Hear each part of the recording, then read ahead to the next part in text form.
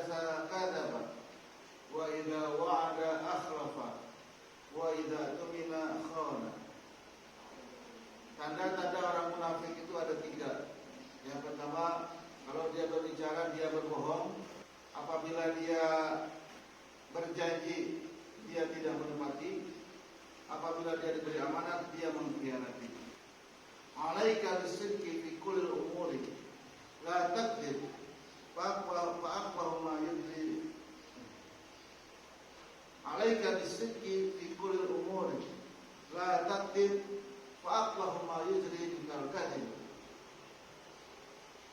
La yaktibul mar'u illa bil mahanatihi aw 'adatis su'i aw min qillatil adabi. Hendaklah engkau jujur dalam setiap perkara dan janganlah engkau berbohong, karena seburuk-buruknya perbuatan adalah berbohong. Di dalam keterangan lain dikatakan ra'sud dunubi al-kadzibu, bahwasanya sumber dosa adalah berbohong. Dan dari satu kebohongan pasti akan memunculkan banyak kebohongan yang lainnya. Satu kali berbohong, orang akan mengejar terus dan dia akan terus di dalam kebohongan. Yang kedua adalah apabila dia berjanji dia tidak menepati. Wal ghadru bil ahdi qabihun jiddan syarrul wara man laisa yar'a ahda.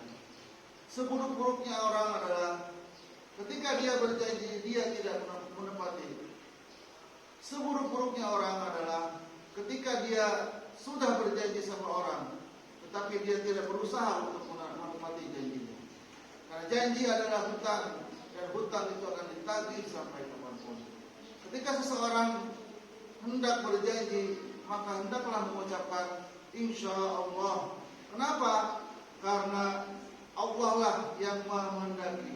Bisa jadi Allah lupakan kita sehingga kita tidak menepati janji yang kita inginkan, yang sudah kita janjikan.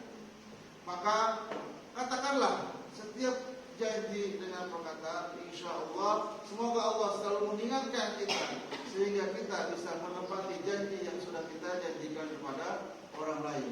Karena janji adalah hutang dan hutang itu akan ditagih sampai kapan. Selanjutnya, apabila dia diberi amanat, dia mengkhianati. La imana liman la amanata lahu wa la dina liman la ahda lahu. Tidak beriman bagi orang yang diberi amanat tapi dia tidak menjalankannya. Dan tidak ada agama bagi orang yang tidak menepati janji. Amanat itu sangat besar tanggung jawabnya. Karena seseorang diberi amanat karena dia mempunyai kapasitas. Tetapi banyak orang yang tidak menepati amanat yang telah diberikan oleh Allah Subhanahu wa taala. Ketika dia menjabat, bukannya dia memberikan atau menjalankan amanat yang baik, malah dia mengkhianati rakyatnya. Ketika datang kepadanya suatu amanat untuk membagikan harta kepada fakir miskin, bukan dia bagikan, tapi dia menggunakan untuk kepribadiannya sendiri. Sehingga orang miskin yang harusnya mendapatkan haknya, dia tidak mendapatkan haknya karena uang yang diberikan habis dipakai oleh dia sendiri. Sehingga Indonesia tidak kekurangan orang-orang pintar, tapi Indonesia kekurangan orang yang bisa beramanat, bisa memegang amanatnya. Karena amanat itu sangat besar tanggung jawabnya di sisi Allah Subhanahu wa taala. Mengapa?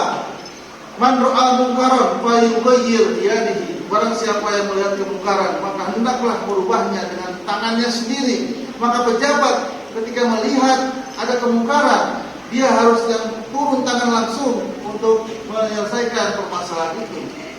Karena dia mempunyai amanat dan dia mempunyai tanggung jawab di hadapan Allah Subhanahu wa taala. Satu tanda tangan pejabat bisa menyelesaikan banyak hal. Maka dari itu pergunakanlah amanat sebaik-baiknya sehingga apa yang ditanggung jawabkan kepada kita bisa dipertanggungjawabkan di hadapan Subhanahu wa ta'ala. Dari 3 tanda ini, marilah kita menghindari jangan sampai kita termasuk salah satu orang munafik. Dia beragama Islam, dia mengaku bahwa dia itu ada beragama Islam, tetapi dia tidak menjalankan keislamannya dengan baik. Dia berbicara masih suka berbohong. Dia berjanji tidak menepati. Dia diberi amanat, dia mengkhianati. Semoga kita dijauhkan dari 3 sifat ini, agar kita selamat di dunia dan di akhirat. Syukran. Semoga apa yang kita bahas pada siang hari ini bisa bermanfaat bagi kita di dunia dan akhirat. Terakhir, saya ucapkan wabillahi taufiq wal hidayah wal ridho wal inayah. Wassalamualaikum warahmatullahi wabarakatuh.